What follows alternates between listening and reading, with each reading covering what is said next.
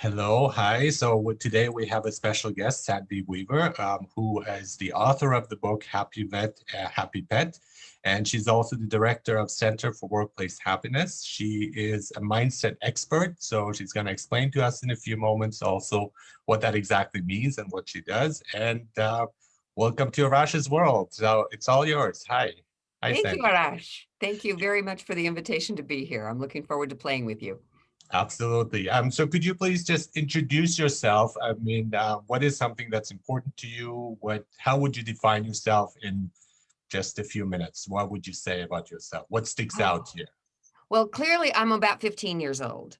So I am, um, I am, if I was living in the land of Vincent van Gogh, who you recently wrote about, I would probably be called a Renaissance man. Because I'm just one of those people who likes to be into everything. I'm interested in everything. I'm interested in the world. The longer I live, the more the world interests me, and the more the possibilities of the human psyche and mind and ability and energy intrigues me, and I like to learn about it. Oh, I love it. I consider myself a Renaissance man too. It's just like I can't find one thing that fully satisfies me, so I just branch out and oh, this is interesting and this is interesting. Yep, And the jack of all trades, I like to call myself a rash of all trades, which a is rash again of all lighting. trades. I like Yeah. that. We have, and that's something that's very important that we already have in common, and we can see the sense of humor, which is extremely important. And I think that's really part of happiness. I mean, you cannot have happiness without a sense of humor. Do you agree with that? You might be able to, but I'm not really sure how. I don't want to say an absolute that you can be a doer person and still be happy in your own self, because that's not a brain I live in, but it might be a brain somebody else could live in. I don't know how it would be possible. Yeah, and so one of the litmus tests I have with people is if they don't have a sense of humor, I generally do not trust them. So Okay, that has worked out, especially at work and around me and in my personal life. that But works. let's talk about animals. So that seems to be one of your passions among many. But talk about your experience of animals. How do you feel about them? What do they give us? What can we give to them? And just specifically about pets, animals, or anything else you'd like to talk about. Well, it's funny that you said that you have a litmus test with people, and I have a litmus test with people. If they don't know how to pet a dog, I probably am not going to trust them either. If you pet the dog like this. Now, if you're a 6-year-old child, yes, you don't know how to pet a dog. But if you come up to a dog and you just tap them, or barely touch them, and there's no caress to it, I I wonder how warm that heart is. I really wonder how warm the heart is. So I've lived with animals my whole life. My dad was career military, so we always had a small dog, and I always wanted a Siberian Husky. And my dad's phrase whenever I would say, "I want a Siberian Husky," was, "When you have a place of your own, you can have whatever kind of dog you want." So a little more than 40, yes, that would be 40 years ago, I got a place of my own and I got my first Siberian Husky and haven't been without one since. Dogs are wonderfully resilient. And that's one of the things that they teach us. But I think the most important thing they teach us when we're open to learning it and learning the gift that they have is they are perfectly in the now creatures. Perfectly in the now. And they're so good at living in the present. And when we look at that and we understand what they have going for them that we don't have going for us, when we let this little time traveler that lives between our ears, go back in time, go forward in time instead of staying right here where we are, we miss so much when we're not letting our brain behave like a dog's brain. I think that's wonderful to see how much they can really teach us about ourselves. I think that is Yes. again, and Yeah. just being able to observe animals. We have recently gotten a pet, a hamster, and last year, and my son wanted one, and it was something I always thought of hamsters. Okay, well, they could be fun, but they're over there. But now we're so it's made such a difference to our family. And he is part of our family. Right. And who would have thought that we could have such a strong emotional connection with a hamster? And it's just, for me, it was mind-boggling. Right after when we got him, the world just went crazy and we were in lockdown and everything. But throughout, it was really that connection that we have with our pet that made it much easier, of not being Right. able to go out, of not being able to have the life we used to have. I was wondering, how does that affect maybe other people as well in terms of COVID and their relationship with their pets? Or also encouraging people who feel lonely to actually look for a pet to find a certain connection with these animals. The shelters emptied out. Mhm. When COVID hit last year, a phenomenon happened that nobody could have predicted, and that was that people suddenly found themselves with a lot more time on their hands. They found themselves able to have a pet in their life when previously they thought they couldn't because they had to work their work hours were too long.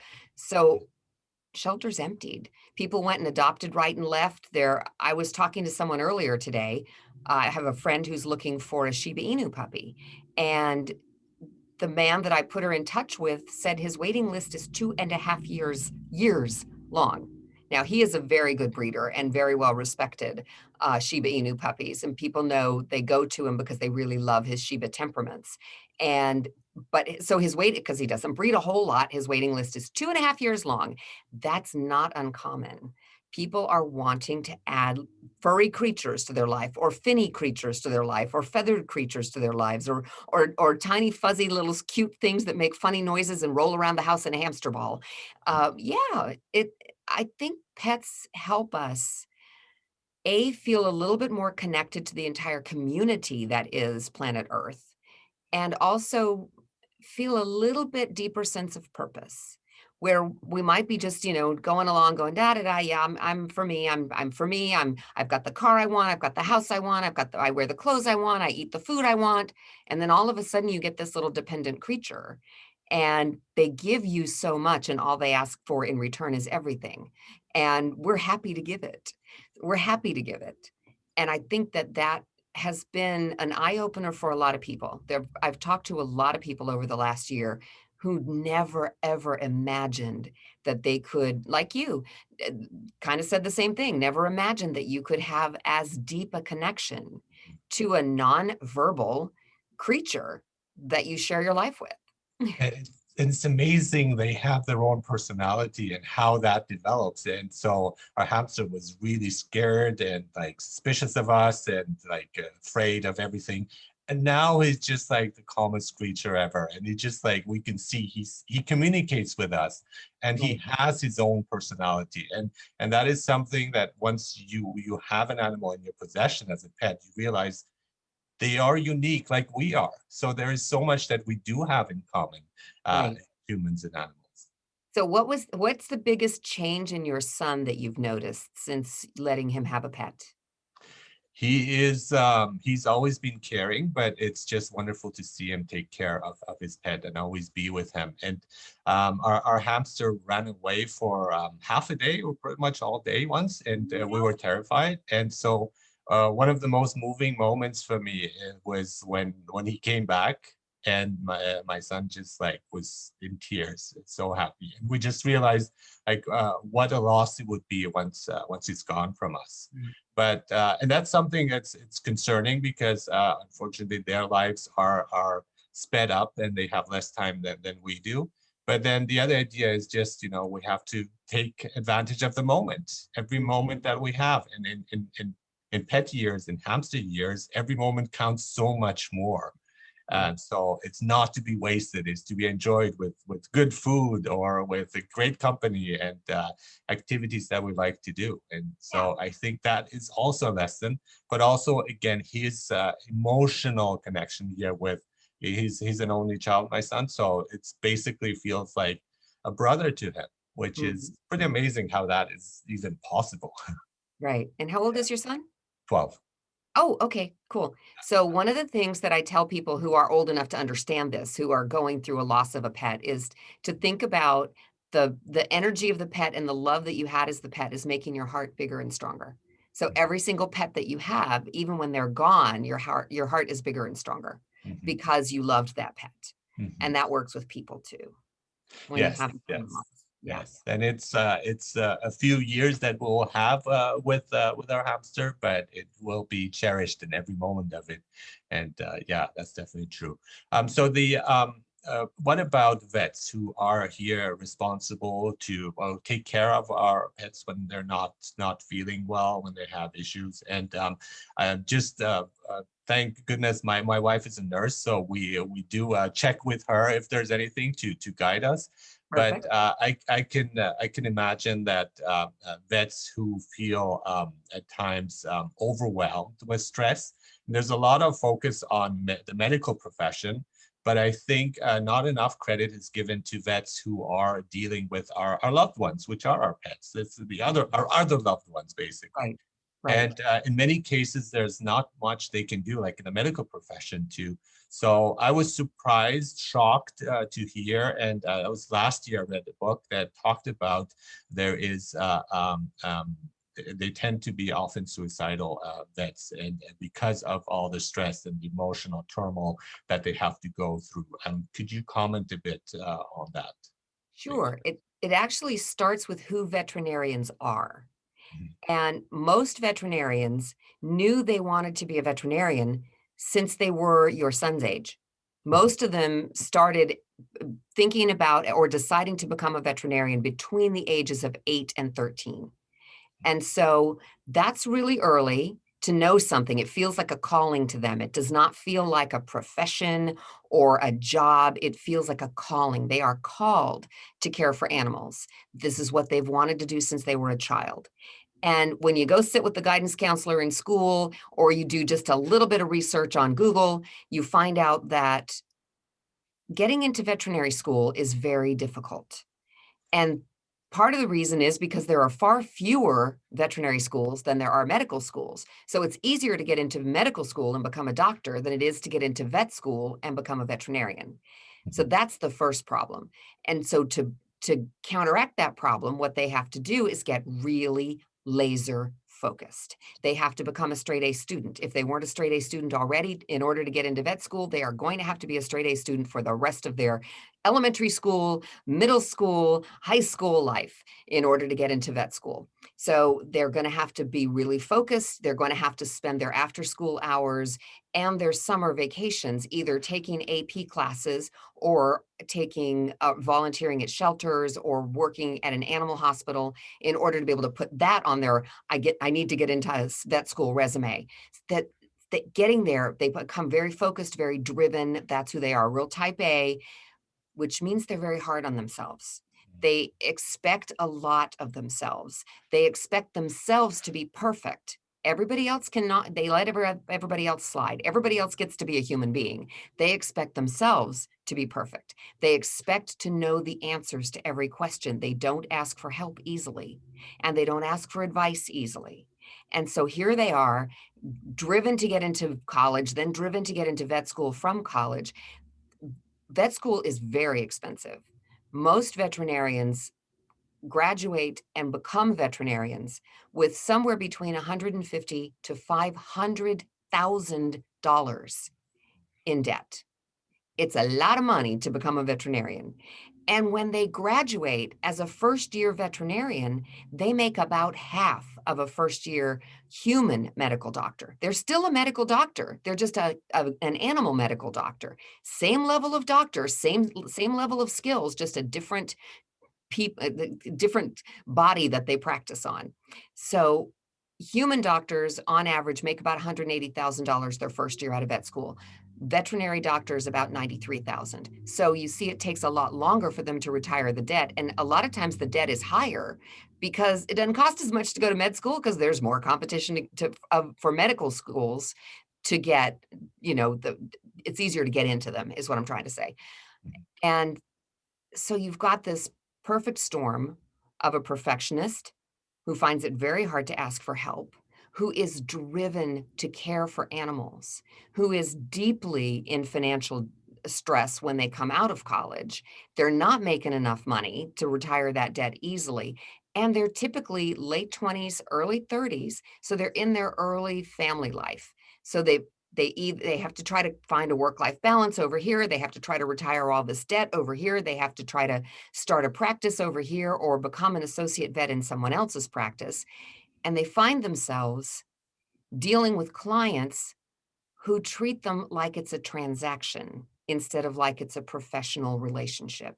We treat our doctors like it's a professional relationship most of the time. We respect them, but most of the time with veterinarians, we don't. We treat it like it's a transaction. I'm going to go to the vet. You charge $45 for an office visit and you charge $35 for an office visit. I'm going to the $35 vet.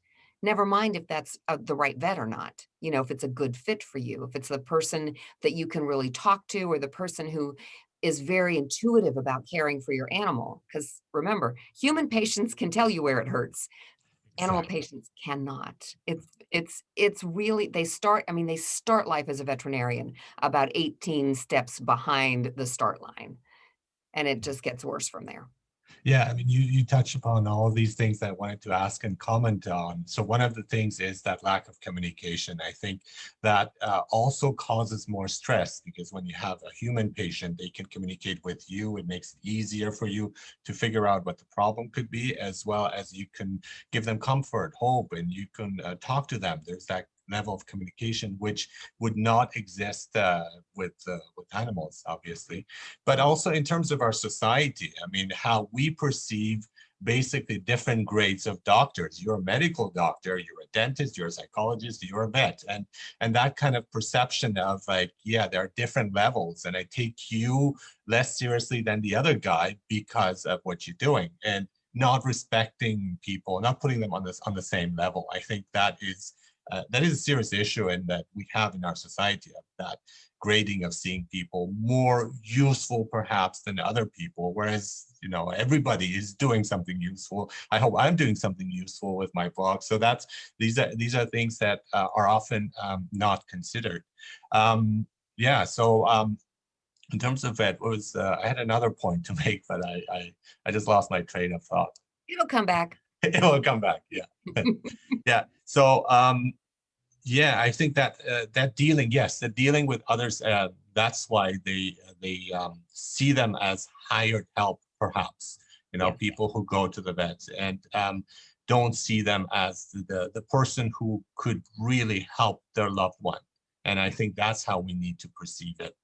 I'm wondering if their relationship, then, if you have a very close relationship with your pet, whether that would also show more respect. You show more respect to the vets because they are basically helping the person that you really care about. And I think that should make a difference. What do It you? should, yes, it should, and in a lot of cases, it doesn't.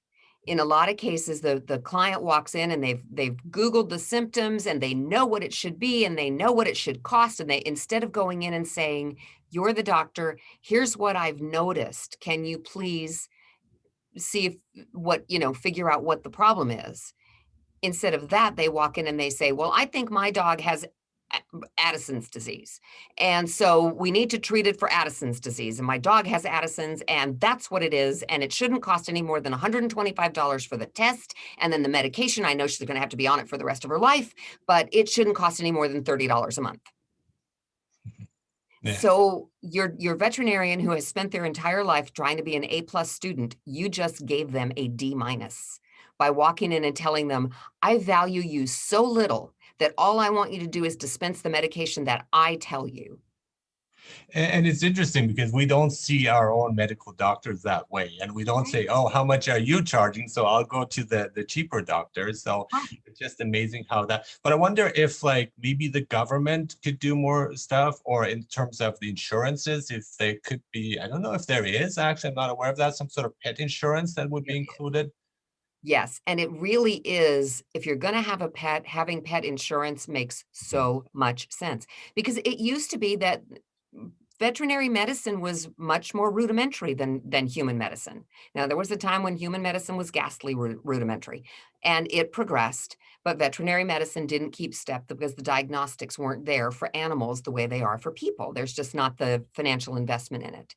Well, as we become more invested in our pets, we're more willing to pay for diagnostics, which is how hospital chains like Blue Pearl happen. I mean, Blue Pearl veterinary hospitals are amazing. There are centers of excellence for doctors that are specialized in all different kinds of veterinary medicine. If you need a veterinary oncologist, they've got one. You need a veterinary ophthalmologist, they've got one. So that specialty and specializing is happening in veterinary medicine now faster than it ever has before. And the diagnostics are there, the treatments are there, everything's coming, but it's coming at a cost. And so here's your veterinarian who's gone to school, has invested in themselves and invested in their learning so that they could take care of animals. You bring in a case, they know the diagnosis, they know the great treatment, they know exactly what to do, and you can't afford it. And so they have to do less knowing that it's not going to do the right thing for your pet. Can you imagine how that veterinarian feels? Because they can't treat every animal that walks in the door for free. I mean, we already talked about the $150,000 to $500,000 in just student loan debt, but running an animal hospital is exceptionally expensive. There are a lot of things that can be automated, but the human touch cannot be. So veterinary hospitals tend to be really people heavy, and people are the most expensive part of any business. But in a veterinary hospital, they are essential. You can't automate having a technician come in and triage your wriggly puppy, or come in and try to hold down your a writhing reptile who does not want to have a blood sample drawn from its tail, but has to have a blood sample drawn. So long story short, if you've got a pet, and you just ask your veterinarian what insurance they recommend. That's what I did with I have a COVID puppy. I didn't really mean to get a COVID puppy, but that's just how the timing worked out. And she, when I got her, I hadn't had a puppy for a long time. And I asked my veterinarian, what's the best insurance? And she said, well, the two that we like the best are this one and this one. And so you should just check them out and see if either one of them works for you. And one of them, I just did the math and said, heck, one bad visit to the emergency vet will cost more than this insurance will cost for her entire projected lifespan. Done. I'm good. That made perfect sense to me. So yeah, I pay $50 a month for my puppy's vet insurance. I think there needs to be more awareness of that because I wasn't aware of myself. I mean, we just have the hamster. Right. There are a number of things that have come. My train has come back, and it is loaded with lots of things. So I'll try to unload it as much as I can. I told you. One of the things I hope that will change thanks to COVID is that apartments allow people to have dogs, small dogs and puppies and pets like that, which is at our place, it's not possible. And my son really would love to have a dog, but I say, well, we need to move to a house. We cannot afford a house, so we'll have to wait until one day, hopefully. But I'm hoping that there is legislation to change that, and maybe COVID can bring that about. The other thing, when you're mentioning blood samples taken of animals, and that's the again level of communication, because we cannot tell them, hey, this is for your own good. We got to find. We're not here to hurt you. But then I also think of lots of humans who react worse than the animals, who seem more terrified and rebellious when it comes to blood samples being taken. So Right. it goes both ways in that Yeah. sense. Yeah. And my main thought was also about perfectionism. And as an ex-perfectionist, I must say that this is not a state that is healthy at all. And unfortunately, society seems to think that is a good idea, and they seem to praise it. But it is actually not only bad for your health and for your stress levels, but it's actually just generally not good. Just not good for people to even, it blocks you to advance to higher levels when you could get help. You need help to go up and to learn more, and you don't learn by making mistakes. We learn from your mistakes, but by being afraid of them and taking your own route without asking for help, that is actually worse because you're missing out on a lot of learning opportunities, which has Right. been my experience too. You are exactly right about that. And every single point you just made, and you're right, that train car was loaded. Every single point you just made is exactly right. And one of the phrases that I crafted for myself to get myself out of perfectionism, because I was a type A perfectionist, couldn't make a mistake, couldn't admit it when I did. There was always a reason that it happened, and it was, people don't like perfectionists because they look at you and they go, well, you're not perfect, and B, why do you think you are? So C, you don't come across as genuine. So Yeah. my phrase for myself as I was getting myself out of those perfectionist tendencies was, when I'm perfect, I will run for God. In the meantime, I'm human. And part of my job is to make mistakes and learn from them. And it's the and learn from them part that's the strong part. Exactly, yes. And so it's that when people accept responsibility, when people make mistakes, I have so much sympathy for them because I say, you know what, yes, and you're accepting it, you're a human being. But then we get others who make mistakes, but then they blame others, and we have politicians, we have people in office, we have, and it's just, I think, no, this is not helping. If you were more authentic, more honest, and say, you know what, I am not a perfect politician, president, whatever you have. I make mistakes and I apologize. And just like, and when we do that, we think that reaction will be, oh, you're weak and you don't know what you're doing. But in often in most cases, most people will actually respond favorably to that. And Yes. I think for those who are listening here and watching and thinking, who are perfectionists, try it out. It's been such a pleasing experience for me to accept my mistakes and say, I was wrong. And it actually feels better than saying, no, no, I wasn't wrong. I was right all along. And when we just compare those two emotions, it's like the authentic feeling just is such a release. And of course, you take it seriously and say, from now on, I will try to avoid it. But it's just that the fear of making a mistake is what often blocks us. And then sometimes we don't do anything. We're just scared. What if I do this interview, but I make a fool of myself? So I will not do the interview. And Right. that is a common fear. And probably last year I would have just succumbed to that before. It's like, no, yeah, we're not going to do it. But no, it's fine. And if I lose my train of thought in the middle of the interview, that's okay. Hey, it'll Sign come of back. humanity. It'll come back. No big deal. It'll come back eventually. It goes in Yeah, loops. it comes back. Yeah. When you make an excuse, Mhm. what you're telling the other person is that you have no power. So you're saying I have no power over the situation. So let's say I'm late for a meeting because I got stuck in traffic. And I'm 10 minutes late for a meeting because I was stuck in traffic. And I live in the Atlanta, Georgia area. Stuck in traffic is about our middle name, especially on days like today. It's pretty bad out there. I'm really glad to be in here.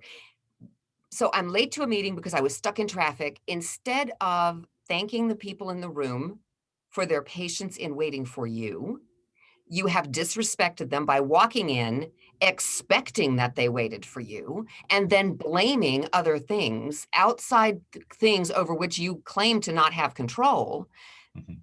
for your lateness. But what you've actually said to them is, oh, poor me. I am so pathetic and so weak that I cannot work an automobile and a clock at the same time. Really? Do you want to look like that? That's what people hear when you make an excuse, Yeah. as opposed to just saying, well, clearly I should have left the home 20 minutes before I did. Thank you all so much for waiting for me. What did I miss? Exactly. Done. Exactly. Yes. There's no drama in it, but there's a lot of authentic humanity in it. And everybody in the Mhm. room will understand that Mhm. you have just respected them. Mhm. And the coolest thing is you've heard yourself hold on to your own power. You owned your own life. You owned your own mistake. And you said, okay, I'll leave 20 minutes earlier next time. Thanks Mhm. for waiting for me. And to know that difference, like in the pledge where you have at AA, where you say things that I can control and things I cannot control, and know the difference between the two. I just watched an episode of The Simpsons where they say, "Oh, we can't do anything about it," but then it's like, well, you can take it both ways. Like, oh my God, we can't do anything about it, or well, we can't do anything about it. So Yeah. what are you gonna do? So it's the same sentence, but it's just how you approach it. It makes a huge difference. And in some cases, we do want to control others as well, which is those people are suffering most right now because there is a lot of things that are going on that we don't agree with, and that is not good. But we have to accept these are my limits. I can only do so much, and what's in my control, outside of that control, that's not in my hands. And so it's like, well, I can't do anything about that. This is how it is. COVID happened, and this is what's happening. And there is just so much wrong with the world right now. But I can only focus on what I have around me, my own actions. Yep. And here is the big secret that most people don't want to hear. The only thing you can control is in between your two ears. It is that big gray lump that sits inside your head. That's the only thing you can control. And instead, most people, instead of controlling their own brain, they let their brain control them because we've let it do it all of our lives because we figure our brain is us. But I like to think of the brain more of the operating system. And I can reprogram it if I want to. Neuroplasticity research has shown us time and time again, this thing that's inside our head, we can make it work for us, not against us. And Mhm. an awful lot of the time, because of the negativity bias that is inherent in the human race, it's how we've survived this long. The negativity bias that we have controls us. And that's why we crave drama. That's why we want to give our control. That's why we want to, blame people and blame other circumstances. That's why we feel like we need to look perfect, is because we've got this negativity bias that makes us feel like we have to look bigger than we are so that we can survive. Yeah.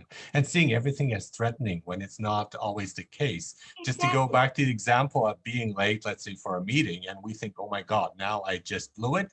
I'm going to lose my job because I am late for one meeting in my life, right? And it's just over dramatizing it and just taking it like making it much more serious than it is. And Yep. then when we actually realize, you know what, that happens, it happens to the best of us. It's not outside of our control, and maybe it is, so we learned our lessons from it and it won't happen again.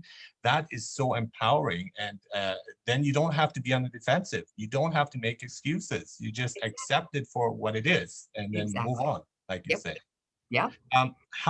What is the best way for dealing with stress? Because for me, I think that fear and stress and anxiety, this is the main cause of why we are reacting in such ways, why we're on the defensive, why we feel threatened. And so what can we do about that? What would you recommend?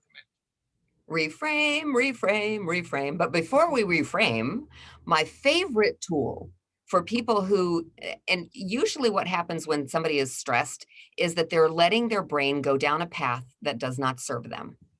And it's a common path. It actually ends up being a neural pathway. The more times we think a thought, the more we believe that thought. Whether it is empirically true or not, we believe it because we keep thinking it. So an example in my own life. When I was very young, I wanted ballet lessons. We were not a well-to-do family, and it was not in the budget. And one night I heard my mom and dad talking, and mom was trying to convince daddy that somehow she could find the money in the budget and I could have ballet lessons. And dad said, I need to defend him before I say this because he would never have said this had he known I could hear. But he said to mom, she doesn't need ballet lessons. She's too clumsy. And those words pierced my heart. And because I didn't think of myself as clumsy, but here is a man that I love and admire and look up to who is saying I'm clumsy, so it must be true. He said those words, not to me, but about me one time. My ears heard them one time from his lips. But inside my head, because I could not have ballet lessons, I heard those words over and over and over. And every time I thought about wanting to have ballet lessons, I thought about daddy saying I was clumsy. And so I didn't go out for sports in school because clearly I was too clumsy for sports. And I didn't want to go to the school dances because clearly I was too clumsy to dance. And I didn't want to go out on dates with boys because what if they discovered I was clumsy? They wouldn't like me anymore. So it was that stupid cycle inside my head that started at a point in my life where I didn't know what was going on inside my brain.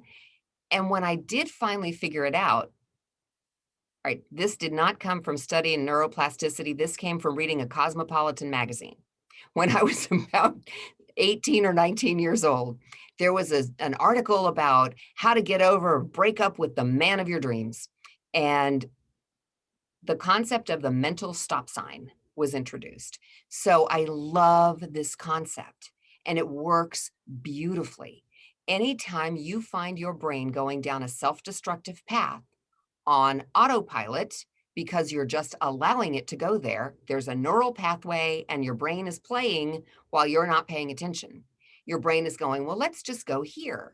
Or maybe your brain is saying, I'm stuck in my house and I can't get out and I don't know when I'm ever going to get out again. And I don't know whether I'm ever going to see the sun and how is the world going to be the same and how are we ever going to be back to normal? And your brain is going down a very self-destructive path. A, there's nothing you can do about any of that. So B, mental stop sign.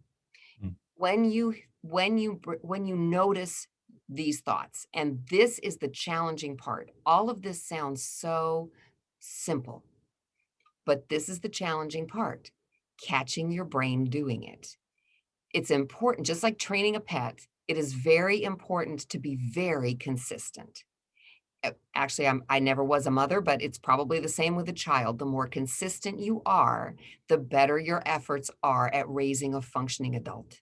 So you have to be really consistent in catching your brain thinking things that don't serve you. So you catch it, you put up a mental stop sign, and you make yourself think about something else.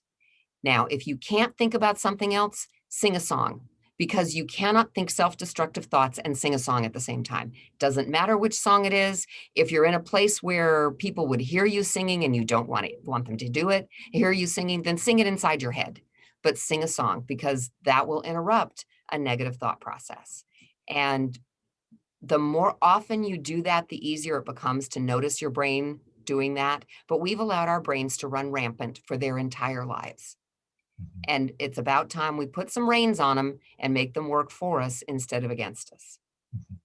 I think one of the very beautiful things that I've also realized in my life is that words matter. So when the things you say, the way you say things, and when it is something that's encouraging, it makes such a huge difference. But the downside, it is also when you make disparaging remarks like it happened and it was not intentional, it wasn't meant to hurt, but it's just perceived in that way, and it causes so much havoc and damage in a person. And it's a case of trauma. And I think especially in our younger years when we are children, what our parents tell us, the way they communicate with us, it's so important. And so when that happened, it would be important to just say, make sure, okay, well, this is not what we mean. We don't mean to say this, or just to clarify things, because the child is in their own way of thinking, and then all these things get bigger, and you keep building on that, and it again causes havoc in that sense. For I think what is important here is really to get to those moments, those moments of childhood. And for me, I think that is really the formative years of making sure, what is it that is driving me? Why am I a perfectionist? Who am I trying to please? And it's often not just ourselves. It might be something that we are remembering our parents, or we want to impress our dad or our mother. And for me, that realization, when you fully realize that I'm scared of my boss because it reminds me of my dad or my mother, or I'm having a difficult relationship with my spouse because they reflect what my parents used to say. I think that once you fully realize that and experience it and process it and feel it, it is such a liberating experience that the thoughts that were coming and bothering you will stop on their own accord. So for me, that's been one of the things. And the other thing I want to mention here with the words that matter, some years ago, a friend made a comment and said, if you don't believe in yourself, how do you expect others to believe in you? And it That's was, and it wasn't even like he just said it randomly. We're having coffee, and it was just a comment, and somehow that seeped through my unconscious, and that stuck there, even though I wasn't fully aware of it. It was just like running in my unconscious. And then after that, I talked to a friend of mine who teaches psychology at my college. And I told him, look, I heard about, if you have this name, it subconsciously affects you. If you're Mary, you compare yourself to the Virgin Mary and you have these high expectations of yourself. What do you think of that? And he said, yeah, that's true. And for me, the realization that there is a subconscious, and this person who I respect and is knowledgeable actually agrees with it, just changed my outlook completely. And yep. so it's those words that I heard, and they put me on a path over the past few years where I realized that a lot of my problems that I have, a lot of my tendencies of being a perfectionist, of being, say, insecure, of being afraid, of being threatened, is basically going back to years ago where I had these experiences and they're kind of stuck somewhere, lodged somewhere, and just unraveling it, uncovering it, opening it up. And then suddenly it's just everything changes. It's just like a light bulb goes on and you can see the whole room. Yep. And it's wonderful when you can see the whole room because you can forgive everybody, including yourself. Mhm, One of the things that people do without thinking about it is they judge their parents by an exceptionally high yardstick. mhm, And they find them wanting. You know, my dad did this to me. My mom did this to me. My parents should have been better. My parents should have this, should have not said that, should have da da da da da da da. Well, guess what? If you can go through life thinking that everybody is just doing the best they can do in the moment, which sometimes is not very good. But in the moment, everybody tries. They're doing the best they can do. Just assume that everybody is doing the best they can do in the moment and deal with it. You know, let them have their little breakdown if they've got to have a breakdown. Let them have their life as a bad parent because there are bad parents, and some people were raised by bad parents, and some people were raised by great parents, and some most of us were raised by people who were in between. But they were just doing what they knew how to do, and they were doing the best they could do in the moment. They were not intending to raise a neurotic child because no parent ever sets out to do that. So they didn't do this to you. mhm, They just did the best they could do. And now, as an adult, it's your turn to suck it up, buttercup, and grow up. So mhm. take on your own life, take on your own challenges. And the easiest way to do that is just forgive everybody, including yourself, for whatever shortcomings that you perceive. To say, look, I'm just doing the best I can do. Everybody else is just doing the best they can do. And we're all trying to do a little better every day. I agree with you. One of the things, especially blaming, is the worst kind of thing that you can do because when you are blaming others, you're just hurting yourself as well. And I think that where people have gone through a very serious trauma, and when they learn to let go and forgive the other person, because as you said, I think nobody really intends to do bad or to do harm or to be a jerk on the day. It's just something that is a complex mixture of different things. But one of the things I've learned through my own mindfulness practice is that I still get angry. I still have those emotions. I still like call out people and so on, but it's done in a different mode. So where before, if I blame somebody, it's because I'm angry at them, I'm angry at myself, but now it's like, okay, the feeling of anger is there, and I experience it, but it doesn't come with all these attachments. It's kind of I am still allowed to feel it, but it is not, I'm not defending myself. I'm not trying to hurt the other person. It just, this is how it is. And the facts are there. I mean, we do have to say, okay, you know what? Honestly, you did this and this was wrong. Well, honestly, you guys are not good parents. You might perceive it to be so, but it's not the case. However, what do we do after that? And exactly what you say, we don't harbor, we don't just grudge, we don't have these bad feelings and so on. We just explain it and let go. And what we did, and what I did in my case, is try to not make the same mistakes with my own child, and to just learn from that. And if I hadn't gone through that, then I would not know what the mistakes are. So we can see it again in a different way of saying, thank you for teaching me that lesson of what I'm not supposed to do. So now I can focus more on what I'm supposed to do. Yeah. Exactly. Arash, you are very wise. That's exactly right. And the wonderful thing about that, and I have firsthand example of that. My mother's mother was a narcissist, and she was not a good mother. I can't imagine being raised by her because she was not a good grandmother either. And yet my mom was 180 degrees the opposite. And I know that it was exactly what you were just saying. She had the example of what not to do to your child and made the conscious decision to go the other direction. And I love what you said about you still feel the anger. We're human. We have this 360-degree range of emotions, and we're supposed to feel them. But what you said is really beautiful, and I'm going to button it up into two words: no drama.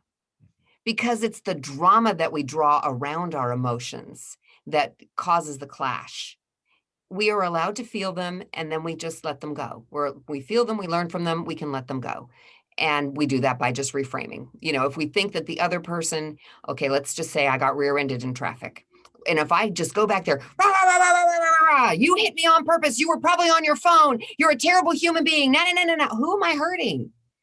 I'm probably making them feel even worse because they already feel bad enough because they ran into the back end of my car. And I'm driving my own blood pressure up. I'm causing all this drama in my own life that doesn't have to be there. Yes, I can feel angry and frustrated because, oh my gosh, how much is this going to cost? And am I going to have to be in a rental car? And I really need my car this weekend. And I don't have time to put it in the shop. And I'm going to be late for my appointment now. All of that because we're human. But we don't have to put the drama around it. It's the drama that causes the conflict. Feel it, understand it, breathe a couple breaths, and you know don't take a bad moment and milk it into an entire bad day. There's bad stuff that happens all the time. It's how we deal with it that defines our life. Mhm. There's a story, an anecdote I heard about Zen Buddhism that has always seemed fascinating to me, and I think now I finally fully understand it and understand what he's trying to teach us. So there's these two monks that are they're walking, and there's this woman who comes by, and this one monk just grabs her, helps her out over the water. There's a puddle, and he carries her and puts her on the other side. And then the younger monk is like thinking, all this time he's like thinking, oh, he touched a woman, he grabbed her, he put her over the puddle and so on. So he's just like obsessed with that. And then he says to the older monk, like, we're not allowed to touch women, we're not allowed to do this, what you did was not correct. What do you say to that? And the old monk just laughs and says, look, I just carried her over the puddle moments ago. You've been carrying her all this way along for such a long time. Yep. So I think that's worse. Okay. And yeah.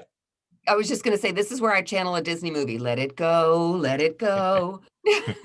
Exactly, exactly. Don't just Yeah. yes, you made a mistake, move on, right? Just let it go. It's and that's that drama, I think, that is really happening. And that's why we have so haters. We have so much hate there. People getting really riled up, upset about everything.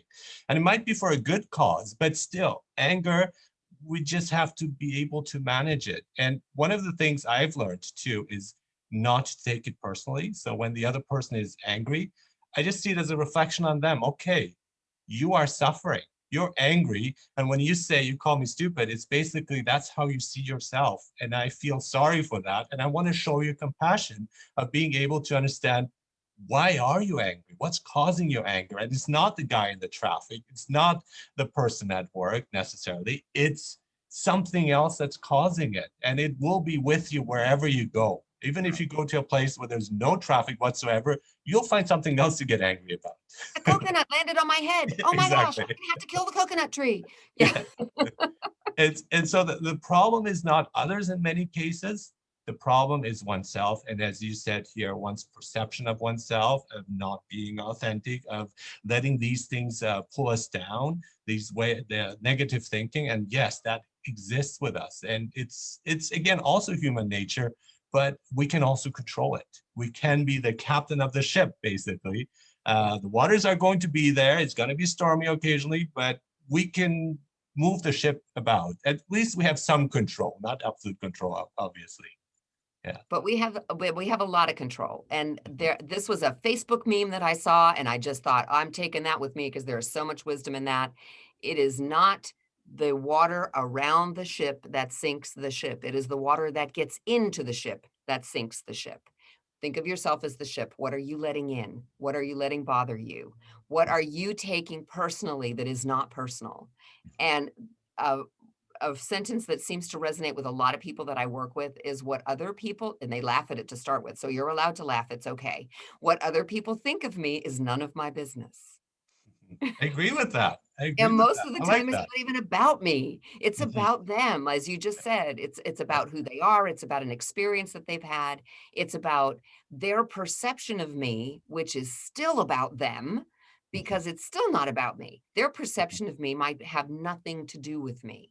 because they don't know my life. They don't know my experiences. They just know what they experienced this moment. So they're reacting to that. Okay, that's still about them.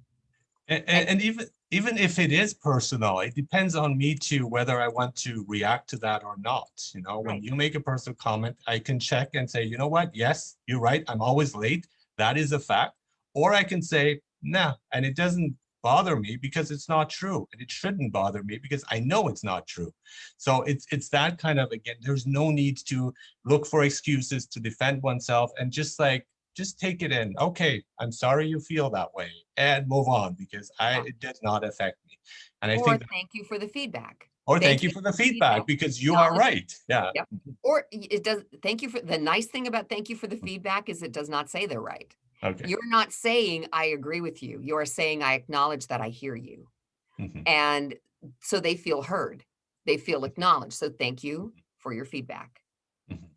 And it's really the why behind it too that I'm always interested in. Everything about why. Why Yeah. is this happening? And that's why I'm just fascinated by philosophy too, because it's like asking that question. We don't get to a response, but just going back to animals and our relationship with animals too.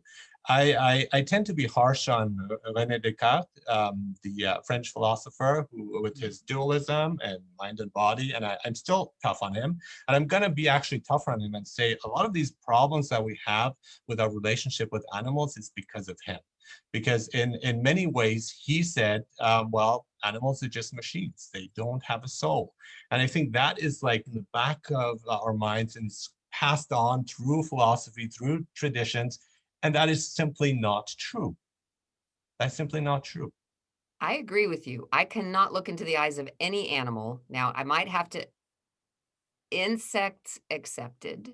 I don't like insects, Their but I'm sure eyes are so weird. they But have something. yeah, the only difference between Sandy Weaver talking to you here with a living body and Sandy Weaver cadaver laying over there, the only difference between those two entities is the energy running through the living body. And so there's energy running through all of the animals' living bodies. There's energy living through even spiders' living bodies. And I don't want to be anywhere near a spider's living body, but there's still energy running through it. And I think it's that energy that connects us and that is our life force. And I have to honor and respect the energy, even in a spider. Yes, yes, I agree with you there. Yeah, definitely. I think it's also like in Buddhism, they talk about reincarnation, and we do have the idea of like, yes, it could like we could go through animals as well. This could be basically a person from our past life that is appearing as an animal. This could be us, and we are again right now not aware of it at Right, this moment. But right. I saw this one program that had talked about this girl, a young girl, seeing her dead dog on her bed appearing, right? And it's the spirit of the dog. And so that was kind of interesting because I never had thought of a spirit of animals, but it made sense to me. But then the person who was asking her say, and what did the dog say? And the girl just looks at him and says, dogs don't talk.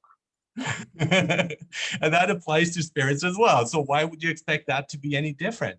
And I think we need to think more about that and maybe see that connection that yes, they are living beings, but they are actually, and I would think we say some of them have personality and so on, and it's applied to, let's say, certain animals. But what about our hamster?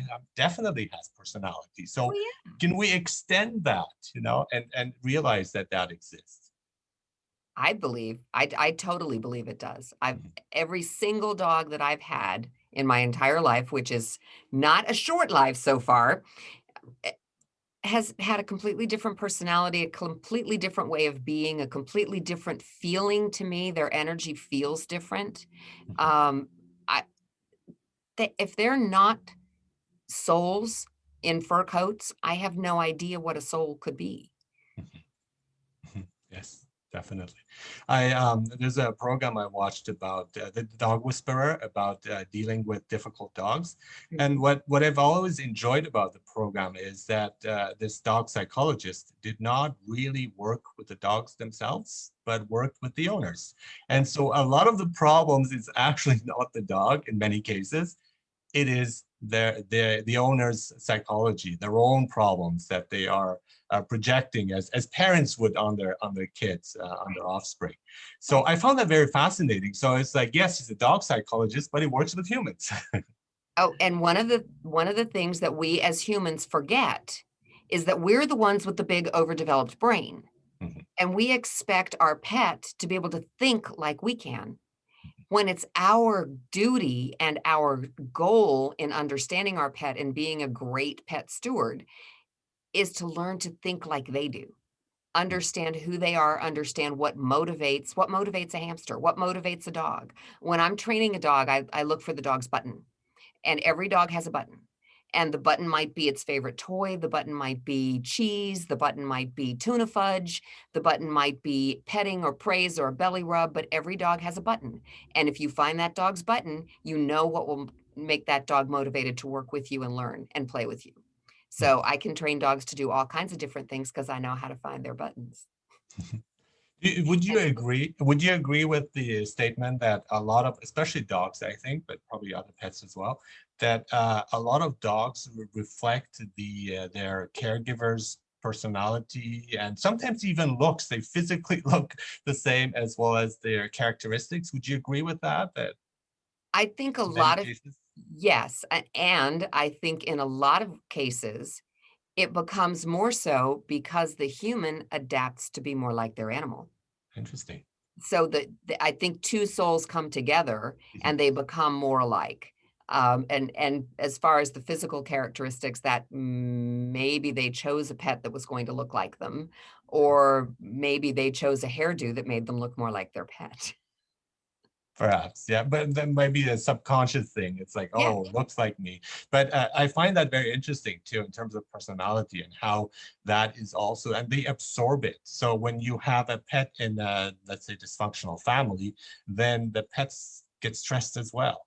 And that Right. is something that we should consider too, of like, I don't know how, but probably easy to adopt a pet. There's not, again, compared to humans, to kids, but I think that's something that people should look at as well. And it's especially now that we have a choice, and just make sure we give the pet to a family that really cares, that's going to be healthy and good, a good environment for the pet than somebody who would abuse them in different ways. Is there One such of a protocol, or I don't think there is. Is there? Maybe. There are a lot of shelters and breeders try really hard to fit the proper animal to the proper home. And if an animal is not appropriate for that home at that point in time, they won't adopt to it.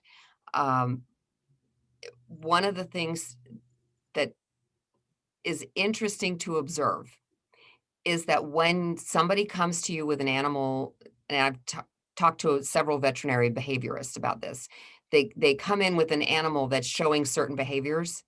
The behaviorist knows that's not the animal speaking. The animal is doing the behaviors, but the behaviors are pointing to a bigger problem in that family unit. Mhm, And so before you can fix the animal, you have to fix the family. mhm. Because if you don't fix the family, the animal is going to continue to be stressed. And this is something that bothers me when we have children who are rebellious, children who are bullies and so on, and we blame the kids. And in some cases that may be, but it's really the environment they're growing up on. And I think that, and then teachers do punish them, discipline them. But I would say, no, let's look at the parents, call in the parents. Or again, instead of giving the kids medication, like talk to the parents first, give them medication, and it's going to trickle down and the child is going to be fine. In many cases, this I've seen to be true, right? And yeah. Yeah, I agree with you. In a lot of cases, and again, I was never a parent, so this is a non-parent giving parenting advice. So take it for whatever it's worth. But in a lot of cases, children who are acting out, children who are bullying are also like the dog that goes to the behaviorist. They're pointing to the dysfunction in the family. They're just simply showcasing it where the parents are trying to keep it under wraps. There is dysfunction there, and the parents are trying to act like everything's normal, and the kid is bursting out and saying, oh no, it's not. And it's really not the child's problem or the child's fault, and yet the child gets medicated for it because the parents don't want to own it.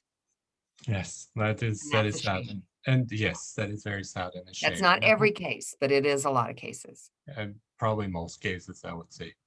Thank you so much for agreeing to talk here. I think we had an amazing, not I think, I know we had an amazing conversation. It was so enlightening, so interesting. And for me, I've always loved and appreciate animals, but I have not blogged about them much. So I thank you for giving me the opportunity to do so here and to talk about them. And thank you for sharing your insight and your knowledge and your sense of humor. Thank you for all of that. Thank you, Arash. This has been lots of fun. Thank you.